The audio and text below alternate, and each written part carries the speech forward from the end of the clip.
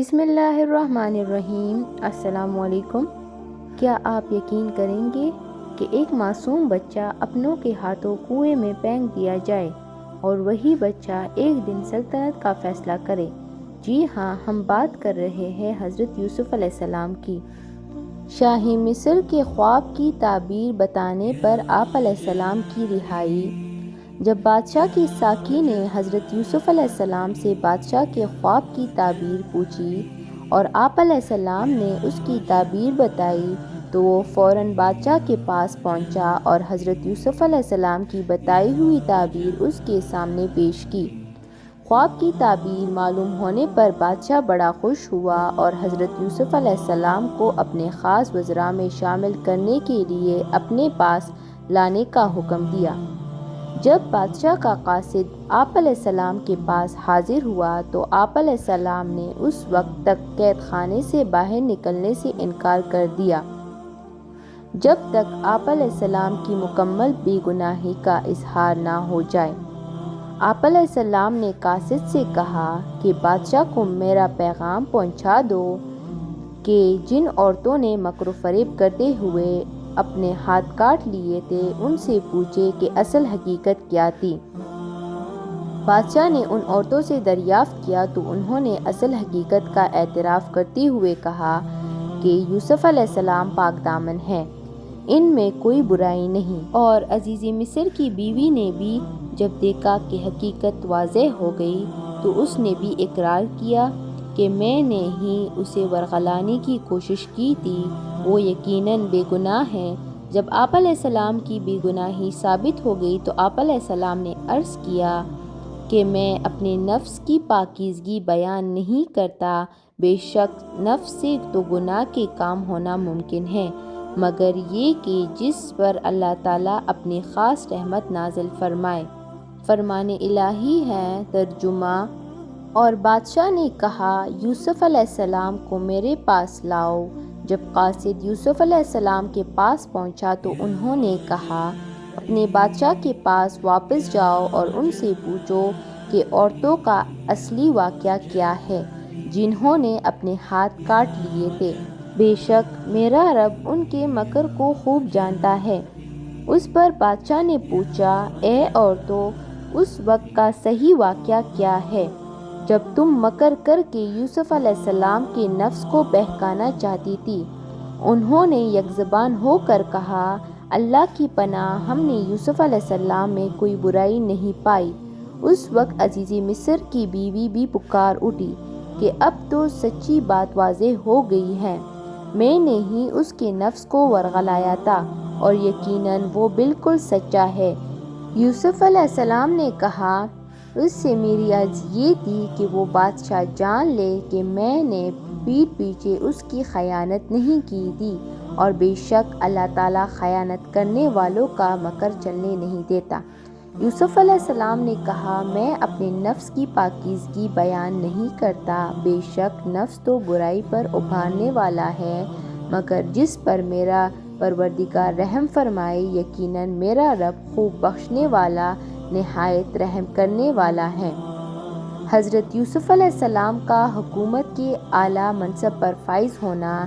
جب عزیز مصر کے سامنے حضرت یوسف علیہ السلام کی بے گناہی ثابت ہو گئی اور اسے معلوم ہو گیا کہ آپ علیہ السلام پر لگایا جانے والا الزام بے بنیاد ہے تو اس نے کہا یوسف علیہ السلام کو میرے پاس لے آؤ، میں انہیں اپنے خاص کاموں کے لیے مقرر کر لیتا ہوں۔ جب اس نے آپ علیہ السلام سے گفتگو کی تو وہ آپ کی صلاحیتوں سے بہت متاثر ہوا اور کہنے لگا آج سے آپ ہمارے ہاں عزت والے اور امانت دار ہیں، لہٰذا ہم آپ کو وزارت دینا چاہتے ہیں۔ آپ علیہ السلام نے عرض کیا کہ اگر آپ مجھے وزارت دینا چاہتے ہیں تو وزیر خزانہ بنا دیجیے۔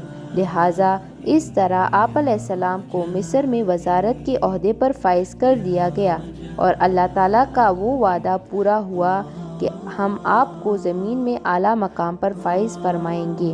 آپ علیہ السلام کو چونکہ پہلے ہی سے علم ہو چکا تھا کہ 7 سال کے بعد قحط سالیاں آئیں گی، آپ علیہ السلام نے پہلے ہی سے ایسی تدابیر اختیار کیے کہ قحط سالی والے سال بھی لوگوں کو خورد و نوش کی اشیاء ضرورت ملتی رہی۔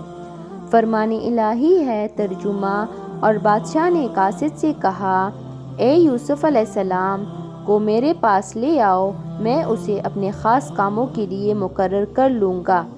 پھر جب اس نے یوسف علیہ السلام سے بات کی تو کہنے لگا کہ آج سے آپ ہمارے ہاں بڑی عزت والے اور امانت دار ہیں۔ انہوں یعنی یوسف علیہ السلام نے کہا، آپ مجھے ملک کے خزانوں پر محافظ مقرر کر دیجئے، بے شک میں خزانوں کی حفاظت کرنے والا اور خوب معلومات رکھنے والا ہوں۔ اس طرح ہم نے یوسف علیہ السلام کو سرزمین مصر میں اقتدار عطا کیا کہ وہ اس میں جہاں چاہے رہے، ہم جس کو چاہے اپنی رحمت سے نواز دیتے ہیں اور نیک لوگوں کا ثواب ضائع نہیں کرتے، اور یقیناً آخرت کا اجر ان لوگوں کے لیے بہت ہی بہتر ہے جو ایمان لائے اور پرہیزگاری کے ساتھ کام کرتے رہے۔ حدیث رسول اکرم صلی اللہ علیہ وآلہ وسلم۔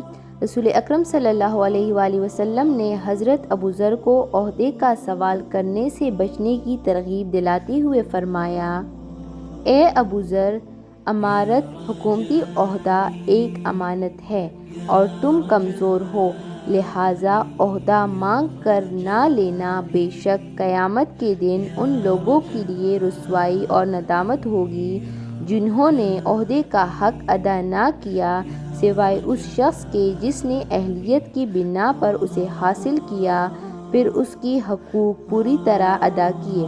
حضرت یوسف علیہ السلام کا اپنے سوتیلے بھائیوں سے حسن سلوک۔ جب حضرت یوسف علیہ السلام وزیر خزانہ بنے تو خوشحالی کے 7 سالوں میں بہترین تدابیر اختیار کر کے اناج کو محفوظ کر لیا۔ پھر جب 7 سال قحط سالی پڑی تو آپ علیہ السلام نے متاثرین میں غلہ بانٹنا شروع کیا۔ آپ علیہ السلام ہر شخص کو رقم لے کر سال بھر کے لیے غلہ دیتے تھے۔ اس قحط کا اثر مصر سے بڑھ کر کنعان شہر جہاں یعقوب علیہ السلام رہتے تھے تک بھی پہنچا، لہٰذا آپ علیہ السلام کے سوتیلے بھائی اپنے والد محترم سے اجازت اور رقم لے کر غلہ لینے کے لیے مصر آئے۔ آپ علیہ السلام نے انہیں فوراً پہچان لیا، لیکن بھائیوں نے نہیں پہچانا، کیونکہ جب انہوں نے آپ علیہ السلام کو کنویں میں پھینکا تھا تو اس وقت آپ علیہ السلام بہت چھوٹے تھے۔ انہیں یہ خبر نہ تھی کہ اس کے بعد یوسف علیہ السلام کے ساتھ کیا ہوا۔ انہیں یہ گمان بھی نہ تھا کہ آپ علیہ السلام صاحب اقتدار ہو گئے۔ حضرت یوسف علیہ السلام نے بھائیوں سے اجنبیوں کی طرح گفتگو کی اور پوچھا کہ تمہارے سوا اور کوئی بھی تمہارا بھائی ہے؟ انہوں نے کہا کہ ہم 12 بھائی تھے، ہمارا ایک سوتیلا بھائی جنگل میں ہلاک ہو گیا اور اس کا ایک سگا بھائی اور ہے جو والد کے پاس ہے، وہ ہمارے ساتھ نہیں آیا۔ حضرت یوسف علیہ السلام نے اپنے خادم سے کہا کہ ان کی اچھی طرح مہمان نوازی کرو، چنانچہ اس کی خوب مہمان نوازی کی گئی، اور اس کے بعد آپ علیہ السلام نے انہیں خوب غلہ دیا اور ان کی رقم بھی غلے میں واپس رکھوا دی، اور ساتھ ساتھ یہ بھی کہا کہ آئندہ جب میرے پاس آؤ تو اپنے چھوٹے بھائی یعنی بنیامین کو بھی ساتھ لانا، اگر تم اسے ساتھ نہ لائے تو تمہیں غلہ نہیں ملے گا۔ فرمان الہی ہے ترجمہ: اور جب یوسف علیہ السلام کے بھائی غلہ لینے مصر آئے اور وہ یوسف علیہ السلام کے پاس گئے تو انہوں یعنی یوسف علیہ السلام نے انہیں پہچان لیا، مگر وہ بھائی انہیں پہچان نہ سکے، اور جب انہوں یعنی یوسف علیہ السلام نے ان کے لیے ان کا سامان تیار کروا دیا تو چلتے وقت ان سے کہا کہ آئندہ تم میرے پاس اپنے سوتیلے بھائی کو بھی لانا، کیا تم نے دیکھا نہیں کہ میں غلہ پورا ناپ کر دیتا ہوں اور میں بہترین مہمان نوازی بھی کرتا ہوں؟